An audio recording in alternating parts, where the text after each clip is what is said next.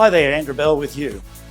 A lot of talk about the real estate market continues and over many aspects, but none greater than how long can this strong growth continue throughout the country. The latest NAB, the National Australia Bank Residential Property Survey, reflects settlement as at the end of 2016. Regrettably, to try and get a national survey, it takes a great deal of time, and this is the most recent survey that's available. Now, expectations for price growth have been scaled back in New South Wales, Victoria, although they do continue to lead the country. What was interesting was the expectation for Queensland is that price growth will accelerate. While it's not surprising, the forecast in Western Australia shows continued negative growth in that area. The fourth quarter of the last year saw foreign buyers increasing their presence in local housing markets for the first time since 2015. Accounting for an estimated 10.9% of new home sales or 7.6% of established home sales, with most of those buyers showing up in Victoria and much less so in Queensland. The NAB Group Economics, which runs the survey, has lifted its national price growth forecast for 2017 to 3.4% and price forecast for apartments on their own up just 0.8%.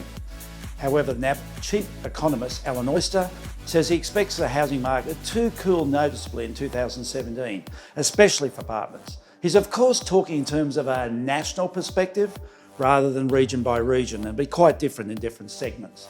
I think it's great news to see that many of the really hot markets that have been growing at such strong rates are now starting to cool, and they'll take pressure off households. We certainly do not want to see any outcome that's going to be poor for a continuation in our strong markets. Now, we have to remember that these surveys run off the back of feedback from mums and dads around the country, and these mums and dads are the ones who are actually buying and selling real estate, so it's really important.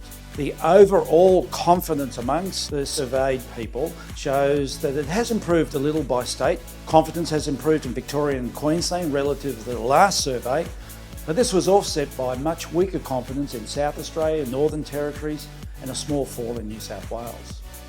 Now, the average survey expectation for national house price growth over the next 12 months was 1.2%.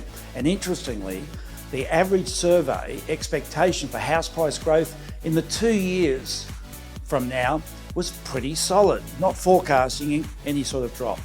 The survey also found that around 55% of all the property purchases made by foreign buyers in the final quarter of 2016 were for apartments, with only 30% for houses and 15% for land for redevelopment. You can see why there's been so much focus in this development phase for the construction of apartments. That's where the demand is. It's also important to remember that without these foreign purchases, many of the developers would never start development on their properties because the developers would not have the confidence that the local market is just simply strong enough to absorb all the sales. Without the 55% foreign purchase component, there would not be the 45% available for local Australians to buy. So there shouldn't be this disdain or this dislike for foreign buyers, and they should be actually embraced. They are an important part of ensuring more development is done for the good of all. Now, it certainly was an interesting survey, generally supporting the strength and the broader stability of the current property market. Well, that's it for this week, and I look forward to catching up with you in 2 weeks' time. Stay safe till then.